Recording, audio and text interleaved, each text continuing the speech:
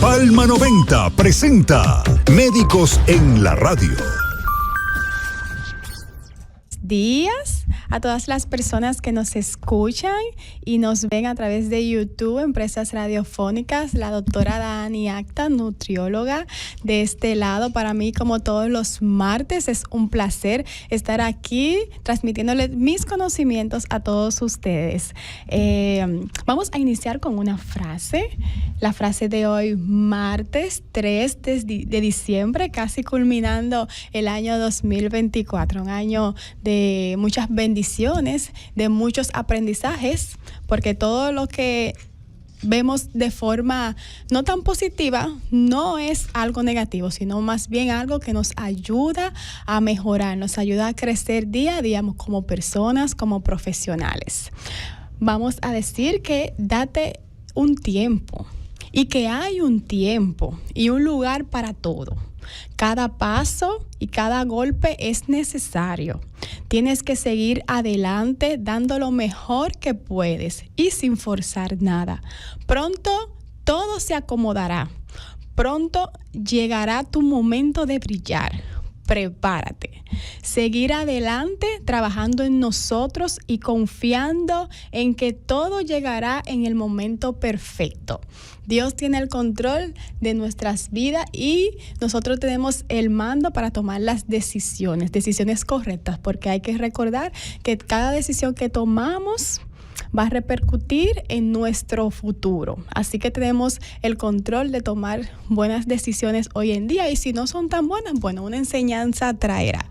Así que recordarles a todos que Médicos en la Radio llega gracias a la clínica dental número 1 en todo el sur, Nat Clinic.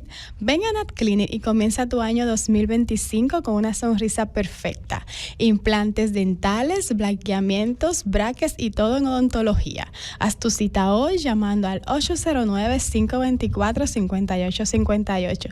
Nat Clinic, odontología especializada. También Médicos en la Radio llega a ustedes gracias a Farmacia Dignalis. Laboramos de lunes a domingo y días feriados. Farmacia Dignalis, al servicio siempre para tu salud.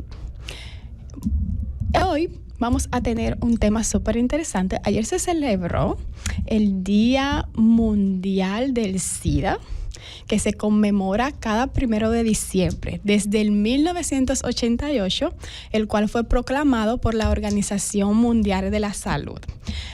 Y en lo que se acomoda nuestro querido cardiólogo que acaba de llegar, yo le voy a mandar un saludito a mis queridas nutriólogas del Hospital Regional Jaime Mota, a la doctora Liz Ramírez, la doctora Pérez, la doctora Cuevas, la doctora Medina y la doctora Cuello, que juntos formamos un gran equipo, el equipo de nutrición. Junto, claro está, con otros pilares muy importantes como nuestras queridas licenciadas, la licenciada Miriam, el licenciado Franklin, la licenciada Dalgisa, la licenciada Dorcas y la licenciada Eunice. Juntos formamos un gran equipo en nuestro querido hospital regional. Doctor, muy buenos días. ¿Cómo se siente en este día maravilloso? 3 de diciembre, casi año nuevo, casi la cenita. Cuénteme. Muy buenos días a nuestros queridos Radio Escucha, como siempre, agradeciendo a Dios por un día más de vida, por estar acá compartiendo con cada uno de ustedes. El jardín de flores hoy, todavía hay flores todavía, pero son menos. Pero lo importante es día a día ir echándole esa gota de agua al mar, que una gota no significa mucho, pero el mar sin esa gota no es el mismo. En esta tarea que es cultura médica. Así es. La Navidad está casi a la vuelta de la esquina. Ayer hablamos con una doctora.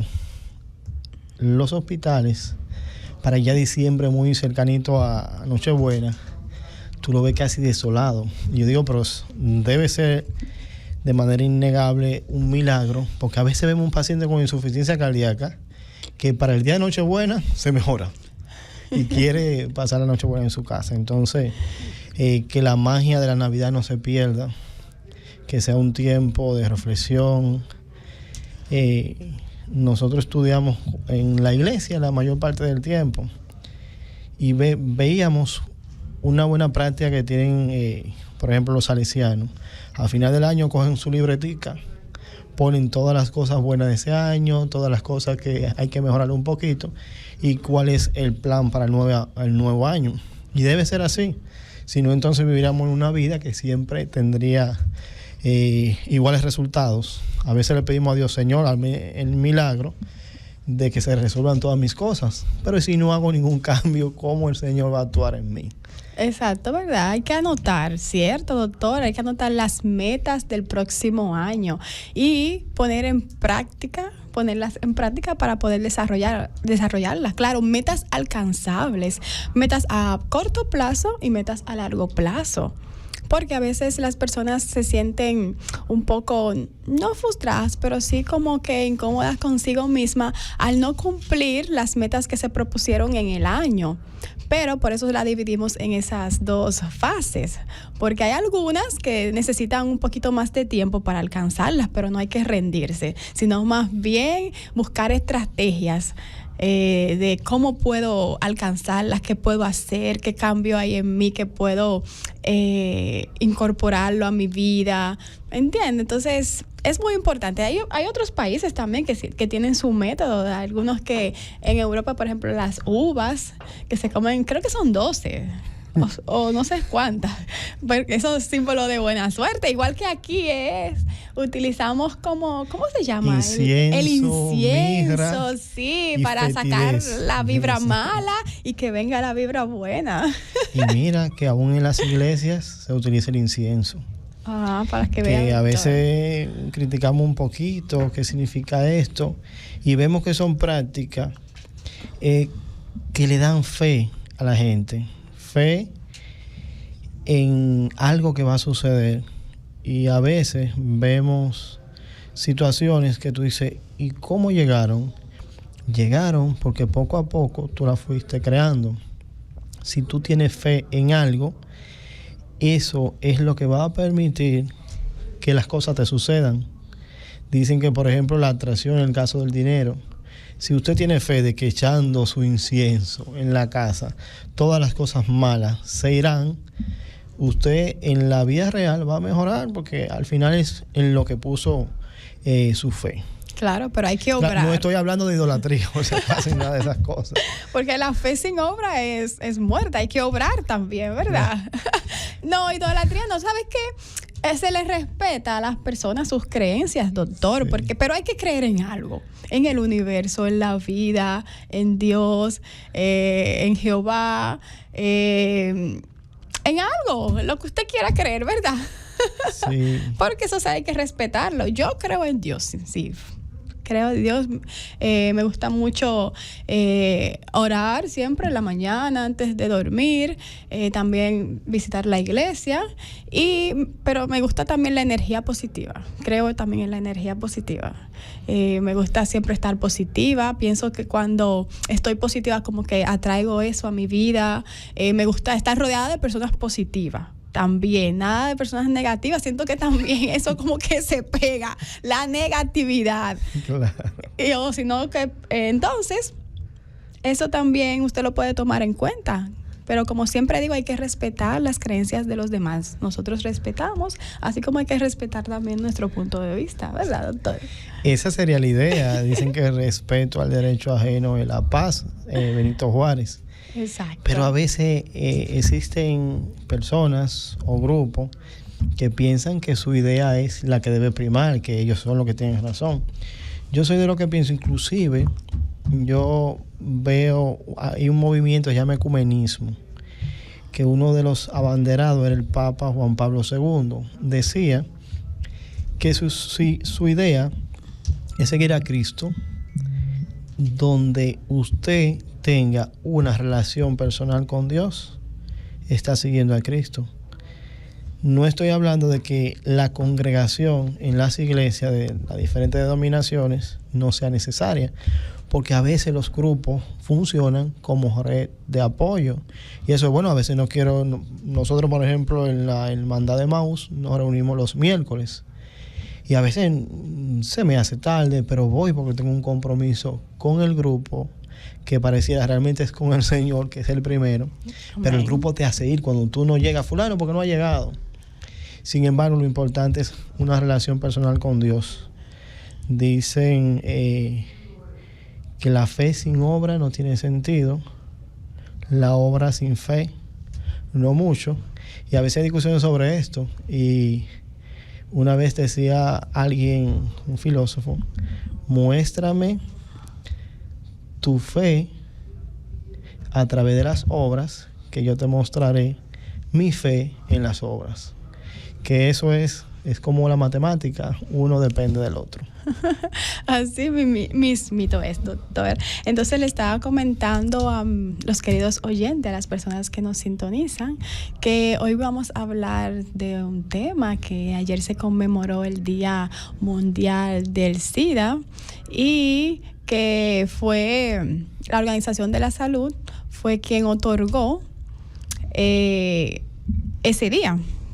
Entonces, vamos a comenzar definiendo qué es el virus del VIH o el virus de inmunodeficiencia humana, que es el virus que causa el síndrome de inmunodeficiencia adquirida, SIDA.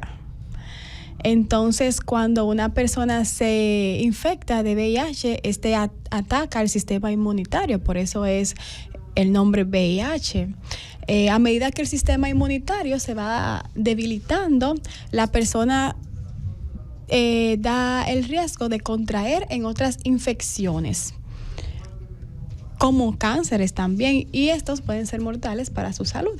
Entonces, cuando esto sucede, es que la enfermedad se llama SIDA, porque la persona puede lograr un periodo de tiempo con el VIH, dígase hasta 10 años, si no se hace ningún tipo de prueba analítica para determinar si tiene el virus. Entonces, ya cuando vienen síntomas peores, que ya su sistema inmunológico está debilitado, dígase las defensas bajas, como le dice la población, entonces ahí es que llega, le cambiamos el nombre a SIDA. Entonces, ¿cuáles son las causas de esta infección? Bueno, una persona se contagia a través de la sangre, a través de semen, a través de fluidos rectales, fluidos vaginales y a través de la leche materna también se puede contagiar. Hay personas que piensan que con un abrazo se puede contagiar de VIH y no, para nada.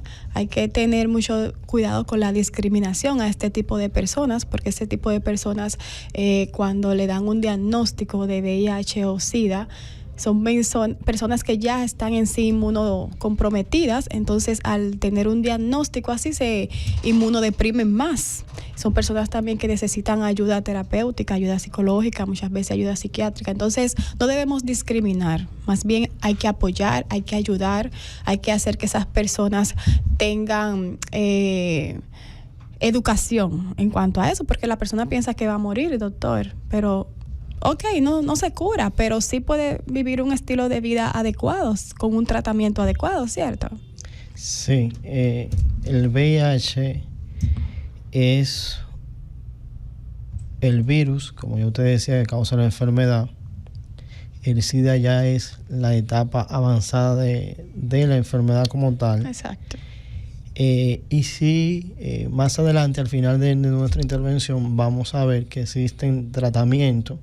Inclusive ahora mismo hay 3 alternativas muy novedosas que pudieran dar al traste con la solución definitiva del SIDA.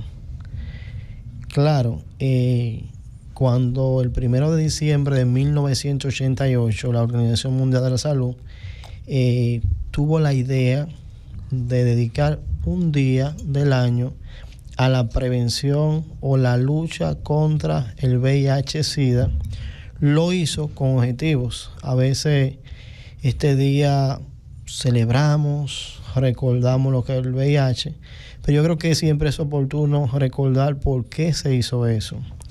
El primer objetivo de ello fue concientizar sobre la gravedad del tema. El VIH hoy por hoy sigue siendo una amenaza. En nuestro país, inclusive ahorita vamos a ver la estadística de la enfermedad, sigue siendo un problema de salud. Hace poco, junio por ahí, decíamos que habíamos reducido a límites muy adecuados la mortalidad por VIH. Y eso es bueno, porque somos humanos. Es difícil tener VIH y que se siga muriendo la gente sin que nadie haga mucho por ello. Sin embargo, a pesar de que se debe seguir en este sentido, hay que enfocarse también en prevención y promoción de salud, que cuando revisamos el sistema siempre es de lo que adolecemos. Hoy por hoy siguen los contagios de VIH, hemos avanzado mucho en tratamiento, pero no tanto en prevención. El segundo objetivo era mostrar solidaridad internacional, porque en un tiempo se pensó que como la enfermedad venía de África, inclusive en una parte de la intervención vamos a ver que inicialmente se llamaba la enfermedad de la 4H. Cuando en 1981 salieron los primeros casos, se decía que era la enfermedad del club de la 4H, que eran haitianos, hemofílicos, que eran también los dependientes de heroína y los homosexuales. Ese fue el primer nombre del VIH-Sida. Sin embargo, se sabe que no, que es una enfermedad que le puede tocar a cualquiera. Yo siempre recuerdo que en Cuba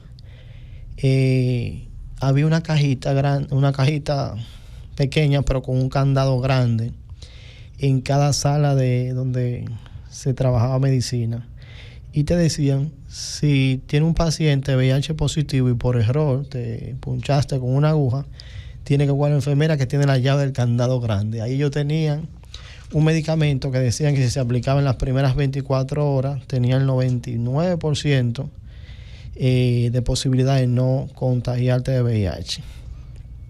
Sin embargo, hay que seguir enfocándose en prevención, promoción e inversión en este tema, porque es un tema que le toca a cualquiera. El tercer objetivo era recordar los pacientes fallecidos por VIH. Uno de los primeros infectados públicos era un basquetbolista norteamericano y esa persona vivió con VIH, sin embargo no dedicó su vida al VIH. A veces tenemos un paciente que padece una enfermedad y vive para la enfermedad. Vive todos los días quejándose de lo que tiene y pensando que nunca va a tener solución. Hay otra gente que no, que vive en su vida al margen de la enfermedad. Otro de los objetivos era destacar avances e impulsar también avances y prevención de esta enfermedad. Vamos a ver que la ciencia no se ha detenido, se sigue investigando y hay tratamientos muy novedosos para esta enfermedad. Hoy por hoy existen 1.3 millones de pacientes que se han contagiado de manera recientemente de VIH. Vamos a ver que en nuestro país, para aterrizar un poquito, veíamos un informe que se hizo en junio de 2024 por una investigadora de mucho renombre y decía que en República Dominicana hay 77.496 pacientes con diagnóstico de VIH. De esos 77.496 son 741 pediátricos, 741 niños. Quiere decir que hoy por hoy, a pesar de que se han hecho muchos avances, sigue la transmisión de la enfermedad materno-infantil. Que si bien es cierto que existen protocolos que se aplican, tenemos que seguir frenando esta forma de transmisión, porque estamos en el año 2024, casi 2025, y en 2015 Cuba se declaró como el primer país donde no existía transmisión materno-infantil. Si ellos hace más de 9 años, casi 10, se declararon de este modo porque nosotros no. Si vemos tal vez el Producto Interno Bruto nuestro es superior al cubano. Es, creo, uno de los ejes que debiéramos seguir. De esto, 77.496, 55.000 son dominicanos. 21.000 son haitianos, que equivalen a un 28%. 452 son venezolanos. Una de las cosas que hemos avanzado mucho, porque como se dice lo que no está muy bien, también hay que decir las cosas buenas que se han hecho, que se ha avanzado en el acceso a medicamentos. Y esto está a cargo de Conavicida, que al revisar las estadísticas vemos que está haciendo buen trabajo, porque el 89.8% de los pacientes con diagnóstico de VIH tienen tratamiento. Tratamiento que vemos al punto de que muchos pacientes, la carga viral está tan limitada que no expresan la enfermedad. Y eso es bueno, quiere decir que el paciente hay una buena adherencia al tratamiento, pero una buena adherencia al tratamiento, sea cual sea, tiene efectos secundarios. Para que el paciente se adhiera y cumpla esto, es porque tiene una red de apoyo muy buena, tiene profesionales que están al pendiente de estos pacientes y que el paciente acepta la enfermedad y por ende entonces utiliza el tratamiento. Nosotros tuvimos la oportunidad de estudiar en Cuba. Cuba tiene un proyecto de VIH muy bueno. Por un lado, tal vez alguien diga no, pero es que le llama bueno a cualquier cosa. Ellos tienen una ciudad entera, como, claro, no una ciudad grandota, una mini ciudad, y ahí le dan apoyo a los pacientes con VIH, le dan una casa, y le buscan la manera de que ellos trabajen. En el carnet del paciente con VIH en Cuba lo dice, que tienen VIH. Trabajan en ese lugar, viven ahí, tienen, por ejemplo, los médicos y las enfermeras que atienden a estos pacientes, tienen VIH también.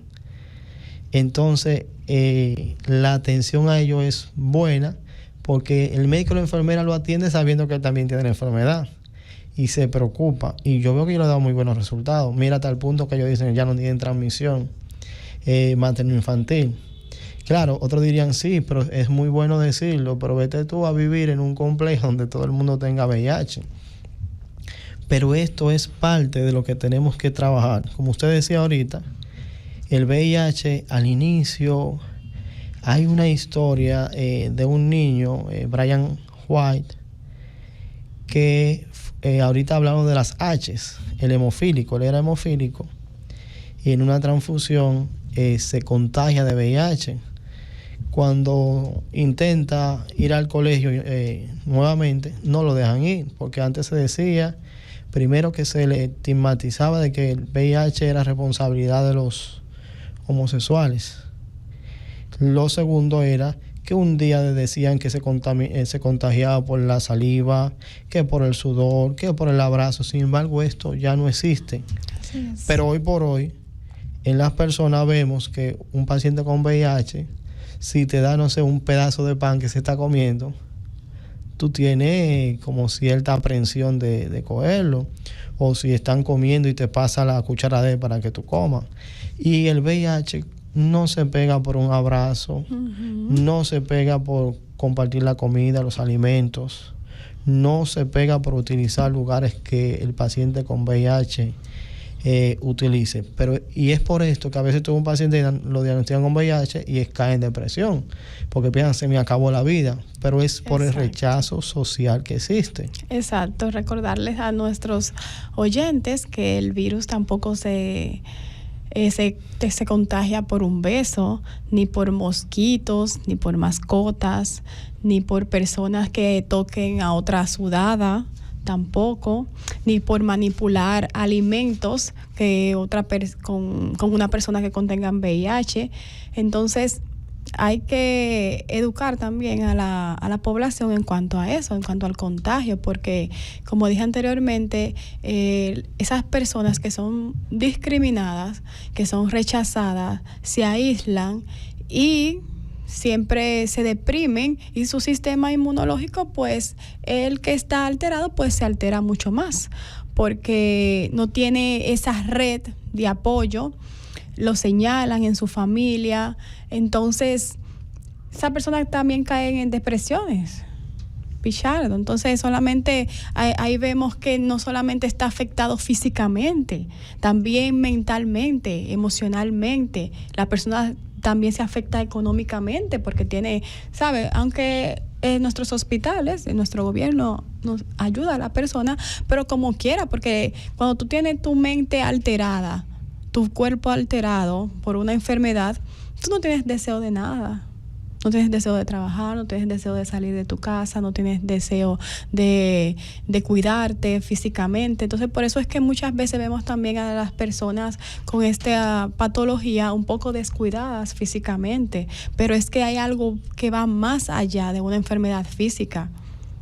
Entonces, su mente se va deteriorando en cuanto a estar pensando en lo que tiene. El paciente tiene... el VIH lleva al SIDA, síndrome de inmunodeficiencia humana adquirida. Es un paciente que está inmunodeprimido de por sí y está deprimido psíquicamente, que aún con la inmunodepresión, vemos esto para que los radioescuchas no entiendan. A veces tengo un paciente con cáncer que ha vivido toda su vida tranquilito, y va a la consulta muy feliz. El día que se le dice, mira, tiene cáncer, claro que eso no se dice así, se dice con apoyo con el personal de psicología, ese día todo cambia. Ahí comienza el paciente a sentirse mal, los dolores, que no quiere comer, que pierde peso, todo en un día. ¿Qué quiere decir esto? Que el paciente, si no lo apoyamos, es un paciente que va a estar doblemente condenado por la inmunodepresión, pero también por la depresión psicológica. Vemos que 39,3 millones en el mundo están viviendo con VIH y que muere como promedio una persona cada minuto por el SIDA. Eso es de importancia, porque a veces, bueno, ya estamos post-COVID y pensamos que el VIH no es un problema, sigue siendo un problema. Hay más tratamientos, sí, pero tal vez el acceso a los tratamientos de punta no estamos a ese nivel, y no estamos a ese nivel en los países desarrollados, mucho menos en los países en vía de desarrollo como nosotros. Hay un tratamiento que es muy novedoso, que ahorita le vamos a hablar, cuesta $42,300 el primer año. Se pone 2 veces por año y después salen 20,000. El medicamento se pone por un tiempo. Le vamos a explicar cómo, pero estamos hablando de que si un paciente tiene que buscar $42,000 para poner su medicamento, ¿quién tiene acceso a esto? Muy poco. Terminamos en la primera parte viendo que los casos en nuestro país han disminuido regularmente, y eso es bueno. En el 2018 tuvimos 1,300 casos. En el 19, 1,290. No fue tanto que bajó, pero bajaron 10. En el 20, 1,170. En el 21, 1,060. Y en el 2022, 940 casos. Quiere decir que de una manera u otra la cosa está funcionando. Así es. Vamos a una pausa comercial y luego regresamos con nuestro tema. Con una sonrisa perfecta, implantes dentales, blanqueamientos, brackets y todo en odontología. Haz tu cita hoy llamando al 809-524-5858. Nat Clinic, odontología especializada. Entonces continuamos con nuestro tema, VIH-Sida. Ayer recordando que conmemoramos el Día Internacional del VIH-Sida, y hoy tenemos nuestro tema en el día de hoy para impartir los conocimientos y educar a nuestra querida población sobre este importantísimo tema que nos abarca cada día más y que siempre hay sus mitos, doctor, porque aunque hay mucha información sobre este tema, las personas aún viven con ese miedo, viven con ese temor, viven con esa discriminación hacia los demás. No se ve en la cara, es cierto, el VIH, pero por eso es muy importante siempre usted tomar en cada año, por lo menos cada 6 meses, aunque usted no se sienta nada, aunque se sienta una gripecita, no importa, es muy importante siempre acudir al médico. Para eso tenemos a nuestros médicos familiares, médicos internistas, que ayudan a evaluar, a hacer tu chequeo desde los pies a la cabeza, a indicarte tus analíticas. Por eso uno tiene que hacerse sus analíticas, aunque sea cada 6 meses o anual, como si es un paciente completamente sano, puede hacérselo, pero es muy importante, porque uno nunca está exento de nada. Y nosotros tenemos, las personas que tienen una vida sexual activa, uno nunca está exento, uno nunca sabe. Es muy importante hacerse sus chequeos, tanto a nivel ginecológico, tanto a nivel de hematología, tanto a nivel en nutrición, tanto a nivel neurológico, cardiológico, en todas las áreas. Ustedes tienen que cuidar sus órganos, que son muy importantes. Nuestro cuerpo es nuestro templo, sin nuestro cuerpo no podemos hacer nada. La salud es muy primordial, tenemos que cuidarla, tenemos que cuidarnos. Es muy difícil estar enfermo, de verdad que sí. Trabajar enfermo es muy complicado, por eso tenemos que cuidar nuestra salud. Esa es la prioridad. Usted no puede hacer nada sin salud, no puede vivir sin salud, no puede cuidar a su familia sin salud. Usted es el pilar en su casa.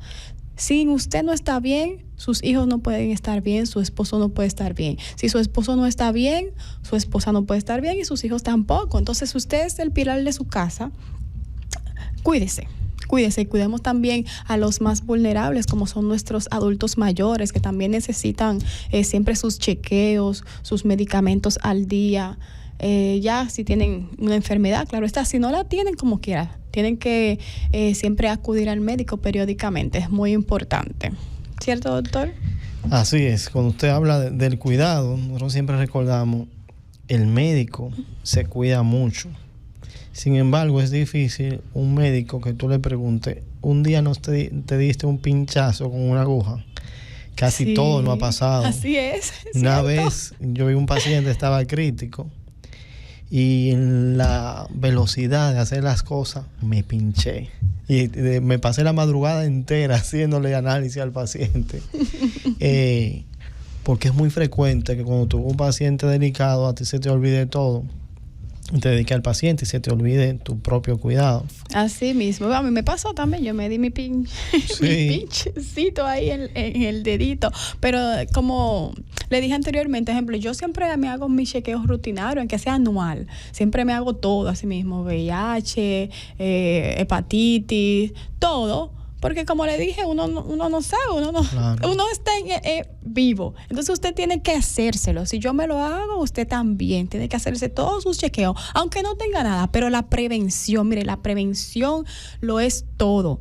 Y gracias a Dios que no sale nada. Qué bueno, ¿verdad? Si en algún momento sale algo, bueno, pues lo detecté a tiempo, ¿verdad? Y puede tener quizás una cura a tiempo, pero cuando usted detecta algo tarde, que no hay más nada que hacer, que ese médico le dice a usted, lamentablemente no tenemos nada que hacer. Es difícil, ¿verdad, doctor? Es muy difícil. Y a veces uno se pone a pensar, cónchale, si yo hubiese ido al médico con tiempo. Entonces, ya que usted, esto es como una señal, ¿verdad? Claro. A todos los que nos están escuchando, esto es una señal para que usted acuda al médico, hacerse sus exámenes, aunque no salga nada, mejor. ¿Verdad? Sí. Recordarle a nuestros queridos radioescuchas que las líneas siempre están disponibles en el 809-524-4907.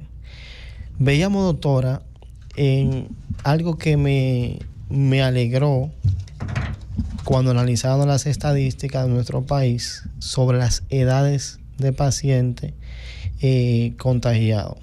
Vimos que en las mujeres de 40 a 44 años predominan con 5.057 casos.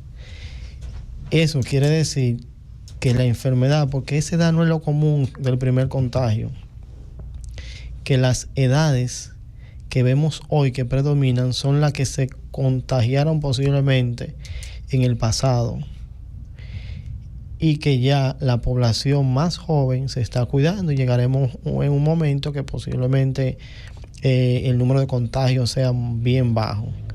De 35 a 39 años es la segunda edad en contagio, con 4.777 casos, pero la edad que más me llama la atención es de 15 a 24 años, que tienen 1.842 casos, que esa es la población más vulnerable. De 15 a 24 están empezando su vida sexual activa, no se cuidan mucho. Sin embargo, esa edad es en mujeres la minoría, mientras que en los hombres de 35 a 39 casos tienen 5.428, de 40 a 44 4.784, y de 15 a 24 3.052. Pero estamos viendo que pareciera que la población joven se está cuidando un poquito más. También vemos que hay 55.197 pacientes recibiendo tratamiento, y de esas hay 178 mujeres embarazadas, lo que dice que vamos en camino a mejorar las estadísticas de la transmisión materno-infantil. La transmisión se mantiene en 0,9% de prevalencia. Veíamos también que desde el punto de vista legal, a veces escuchamos los cuentos, no, fulano tiene VIH y de maldad le ha pegado a VIH a toda la que encuentra por el camino. Y eso es algo que está penado en el artículo 79 con una pena de hasta 20 años. Inclusive el artículo 78 dice que de 2 a 5 años, si usted tiene una relación con alguien, usted teniendo VIH y no se lo dice, no estamos hablando del contagio a propósito, que puede llegar hasta 20 años, si lo oculta, de 2 a 5 años. Y también lo que a veces veíamos, viene un paciente, que es lo que el paciente le tiene miedo, tengo VIH, y todo el mundo se da cuenta. Existe multa de hasta 10 salarios mínimos para aquel individuo que divulga sin el consentimiento del otro que él tiene VIH. Eso está consagrado en el 77, en el artículo 77. Vemos que el VIH es una enfermedad que aparentemente surge a principios del siglo XX, 1900. Dice que fue en unas comunidades de África Occidental, pero que es hasta 1981 donde comienzan a aparecer un grupo de pacientes con lo que le llamaban la fiebre de las manchas rosadas. Dicen que fue del mono, pudiera ser, porque esta enfermedad está presente desde el año 1900 en los monos, como ya dijimos, de África Occidental, y después es que se registra ya para el año 81 entre los individuos que supuestamente se dedicaban a la caza, a cazar estos animales y a comer la carne de los animales. Ahí dicen que fue posiblemente el contagio. Mucha especulación del año 81, donde fueron los primeros casos, hasta el año 83, cuando una viróloga francesa descubre y dice, el virus es este. Y ya a partir de esto, que tenemos una causa identificada, vinieron los tratamientos que pasaron por muchas etapas. Una de las gente que fue el niño mencionado ahorita, es Ryan White, que fue quien puso ante el mundo la cara del VIH de una manera diferente. Antes, el paciente con VIH no se mostraba en público, se avergonzaba de la enfermedad. Sin embargo, este niño hemofílico dice, no, con el VIH, primero, que se puede vivir. Segundo, que no es una enfermedad de homosexuales necesariamente, que había más métodos. Se visibilizó un poquito y también muchas personas se unieron. Inclusive hay un proyecto como una beca de investigación que lleva el nombre de este niño. Ahora bien, ¿el VIH tiene cura? hay muchos tratamientos, porque la idea es que no pase de VIH a SIDA. En el SIDA que comienzan las enfermedades oportunistas, por eso vemos que de repente el paciente muere de una neumonía, muere de cáncer. De TB, tuberculosis. Sí, porque el paciente se inmunodeprime y ahí vienen entonces las enfermedades secundarias. ¿Qué quiere decir esto? Tiene VIH, si lo mantiene como VIH y nunca pasa a SIDA, el paciente tiene la oportunidad de hacer una vida normal. Existen, como ya decíamos, tratamientos. El mayor por ciento de la población dominicana está cubierta por el programa de Conavicida. Pero si se sabe que es un tratamiento paliativo, hoy por hoy se sigue investigando. Hay un método que se llama de CRISPR-Cas, que es con manipulación genética. Es el método de tijera genética. Ya se identificaron cuáles son los genes que expresan una proteína que es la CCR5, donde el virus se aloja, donde el virus puede entrar, y se cortaron estos genes de la cadena de ADN, inclusive se pudieran sustituir por otro material genético que te haga resistente al VIH. El único problema de esto es que en manipulación genética tú tienes que esperar más de 10 años para ver los efectos secundarios, pero sí se sabe que se pudo eliminar el VIH de la cadena de ADN del paciente, que eso es bueno. Lo que todavía no está autorizado a que se trabaje en humanos.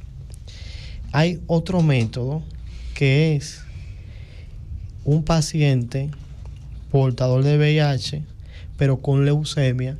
Se le hizo un trasplante de médula de un paciente sano y este paciente, luego que se le aplican pruebas, ya no presenta VIH, que es una oportunidad. El último estudio, que es muy prometedor, hay una población de Europa del Norte donde un 1% de esa población tiene una mutación en una proteína, que es la misma proteína que hablamos ahorita, la CCR5, donde se une el VIH a la célula. Esta población no muestra VIH, aún se contagia. Y dicen que es una oportunidad para utilizar estos pacientes, uno, en estudio, y dos, como se utilizó ahorita el paciente con de trasplante de médula ósea y no expresa VIH, tal vez con estos pacientes se pudiera hacer algo que nos ayude a avanzar un poquito con la enfermedad. Hay una empresa norteamericana que produce un medicamento que se llama lenacapavir. El lenacapavir se pone 2 veces al año y el paciente, aún se contagia de VIH, no lo expresa. El único problema del lenacapavir es que hay que ponerlo 2 veces al año. Como es una vacuna, como cuando viene la influenza, todo el mundo se pone la vacuna, pero cuesta, lo que decíamos ahorita, $42,250 el primer año. Entonces, dicen los expertos en este tema que si no logramos que la población tenga un medicamento a un precio asequible, no hacemos mucho, porque no todo el mundo puede dar este medicamento. Pero lo bueno es que existen tratamientos y que caro o barato están ahí. Hay posibilidades en el futuro de producirlo a un menor precio. Claro, por eso la importancia del tratamiento, de los medicamentos. La persona debe tomar sus medicamentos, porque hay personas que dicen, bueno, ya voy a morir. No van y se chequean, no van y toman ningún medicamento. Entonces ahí es que la enfermedad va de forma progresiva y la persona tiende a suprimir más su sistema inmunológico, tiende a bajar de peso. Son personas que también se desnutren muy fácilmente porque no tienen una alimentación adecuada, pero es porque su apetito también se va. La persona no tiene deseo de nada Y por eso es que siempre vemos en nuestro país, la mayoría de las personas en los hospitales con VIH es por esa razón, casi como todos delgados, con una desnutrición a veces leve, a veces moderada, a veces severa, pero es por eso, porque ya el virus pasa a SIDA, porque la persona no lleva un tratamiento adecuado, sino que va de vez en cuando o no lo toma de una manera adecuada, no se da su seguimiento en el médico, y por eso la persona tiende a perder mucho peso. En cuanto a los síntomas, no hemos hablado sobre los síntomas. Dice que los síntomas se parecen a los de una gripe. Vamos a decir que la persona presenta fiebre, dolor muscular, dolor de cabeza, sudoraciones nocturnas, úlceras en la boca, infecciones por cándida a repetición, ganglios linfáticos inflamados, diarrea. Entonces, hay una fase, o sea, el VIH pasa por fases, porque la primera fase, que es cuando se detecta la enfermedad, ahí muchas veces la persona quizás no tiene ningún síntoma. Por eso es recordar que es muy importante siempre hacerse sus analíticas, porque la persona puede tener VIH y no presentar sintomatología, porque también hay muchas enfermedades que son asintomáticas. Hay personas que sí presentan una sintomatología y otras que no. Entonces ya luego por eso es que una persona puede durar hasta 10 años con VIH sin saber que lo tiene. ¿Por qué? Porque la carga, o sea, no se hace ningún tipo de análisis, no sabe. Y ahí es que se va propagando la enfermedad también, ¿cierto, doctor? Porque si una persona que no va y se chequea y no sabe que tiene el virus del VIH y continúa su vida normal, entonces, como usted decía ahorita, el VIH no se ve en la cara. Exacto. Y es precisamente por eso. Si tengo un paciente que se contagió de VIH y todavía han pasado 10 años y no ha expresado la enfermedad, en esos 10 años, ¿cuántas cosas pasaron? Tuvo con la esposa, por ejemplo, con la que tenga, y se contagia, y esto se vuelve una cadena. Precisamente porque el virus no se expresa como enfermedad tan rápido. Hay un periodo de ventana donde la enfermedad no está presente. Exactamente. ¿Sabe que hoy en día la juventud está tomando en cuenta cuando conoce una nueva pareja, hacerse sus chequeos cada uno? Hay personas que se ofenden. Yo lo veo bien, doctor. Yo veo bien que si una persona está soltera y está conociendo a alguien para tener una relación, ya un compromiso formal, cada quien se puede realizar sus chequeos, ¿verdad? Médicos. Y porque es que uno no puede poner en riesgo su salud, les digo, o sea, la salud es primordial, eso es muy importante, o sea, mi salud, que tanto yo he cuidado, que tanto dinero he invertido en estar bien físicamente, internamente, mentalmente. Uno no sabe, ¿verdad, doctor? Inclusive yo voy a favor de eso. Las iglesias para el matrimonio están solicitando esos análisis básicos y no está mal. Pero si lo solicitan para un trabajo, doctor, porque eso lo solicita. Entonces, ¿cómo tú no lo vas a solicitar para vivir tu vida con una persona, verdad? Yo pienso que eso debería hacerse. Incluso o sea, periódicamente, como he dicho, hay que hacerse sus analíticas, usted esté casado o no, o esté en una relación o no, porque a veces quizá la persona está soltera, pero tiene una relación anterior. Exacto, relaciones de vez en cuando con otra persona, porque se les respeta la vida a cada quien, ¿cierto? Pero hay que chequearse, hay que cuidarse, porque quizás usted está evitando un embarazo, pero ¿y las enfermedades? Entonces, a veces nosotras, las mujeres, quizás tenemos infecciones a repetición, porque mira cómo vemos la candidiasis, que las personas con VIH también presentan esa sintomatología. Entonces, a veces nosotras las mujeres quizás pasamos desapercibida una infección vaginal. No, esto es por el agua, vamos a decir. Sí, claro. ¿Entiende? Pero hay que ver, porque esas repeticiones continuas, ¿entiende? Entonces, hay que chequearse. Es una buena medida y posiblemente una de las cosas que ha hecho que la incidencia del VIH disminuya en las poblaciones jóvenes es la cercanía con los preservativos. Vemos y comparamos con Cuba. En Cuba los preservativos son a un precio, si no me equivoco, creo que estaban a $1 y lo vendían en todos los sitios. el que vendía pan en la esquina y tenía su caja de preservativo. En las UNAP los regalaban. Y aquí son gratis también las UNAPs. Sí, pero era como una afluencia de preservativo por donde quiera, que no había la posibilidad de que alguien pensara en tener relaciones sin esto. Trato de no abundar por la hora que es, pero pienso en la UNAP se dan, pero hay que seguir haciendo esfuerzo de que se vea como algo más cercano, que no sea un mito. Muchos jóvenes no lo compran porque van a la farmacia y les da vergüenza, pero tal vez si lo estuvieran más cerca o existiera un programa de concientización, pudiéramos disminuir esto. Sí. A veces tú le preguntas a las muchachitas jóvenes, ¿y tiene pareja? Sí, tengo un novicito por ahí, ¿te está cuidando? Te dice, no, ya yo tengo un anticonceptivo puesto. Entonces, la idea de cuidarse de la población joven no es de enfermedad de transmisión sexual, sino de cuidarme de salir embarazada. Y yo creo que se pudiera utilizar de cambiar esa mentalidad de que el preservativo la va a proteger de no salir embarazada y la va a proteger también de las enfermedades de transmisión sexual. Claro, la educación sexual es muy importante. Hay que implementarla en la casa y en las escuelas también, claro está. Con la escuela es un dilema, no creas. Pero si no lo hay en la escuela, en la casa. Los padres que hoy en día tienen que hablarle claro a sus hijos sin tabúes.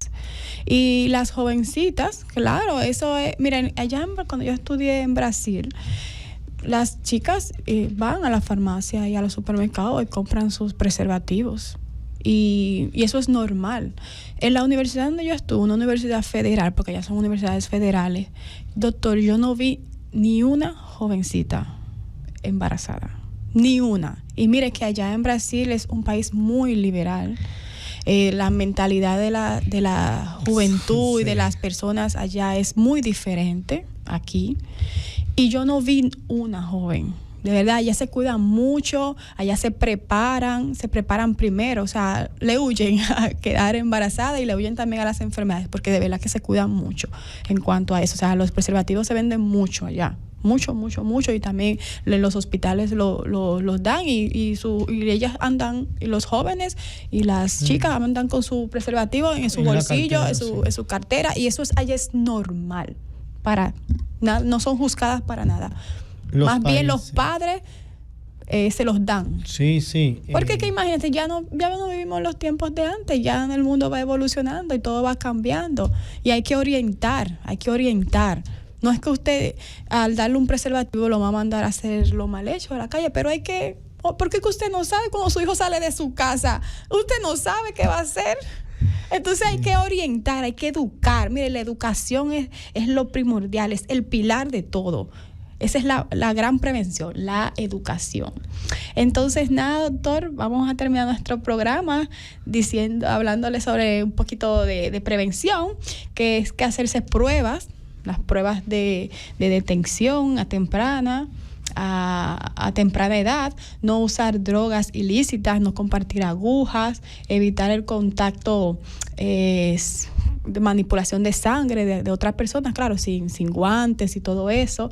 Entonces, si usted tiene un resultado positivo en examen de VIH, vaya al médico, acuda, busque ayuda, por favor. Y la lactancia materna se debe evitar cuando una persona tiene VIH. Y nada, doctor, ¿tiene algunas recomendaciones usted? La recomendación siempre va a ser la parte de la protección de si piensas tener relaciones con alguien. Existen los preservativos y existen otros métodos que no necesariamente implican transmisión de VIH. Protegerse, y en aquellos pacientes que ya tienen diagnóstico de VIH, no verlo como que son personas que ya no son humanos, siguen siendo la misma persona y aún más necesitan apoyo, necesitan comprensión, porque es una enfermedad que lo que mata no es la enfermedad, sino la discriminación social. Así es, recordarle que Médicos en la Radio llega a ustedes gracias a Farmacia Dignalis. Laboramos de lunes a domingo y días feriados. Farmacia Dignalis, al servicio siempre para tu salud. Y desde aquí de Médicos en la Radio, muchas gracias por su sintonía. Que pasen feliz martes. Buenos días.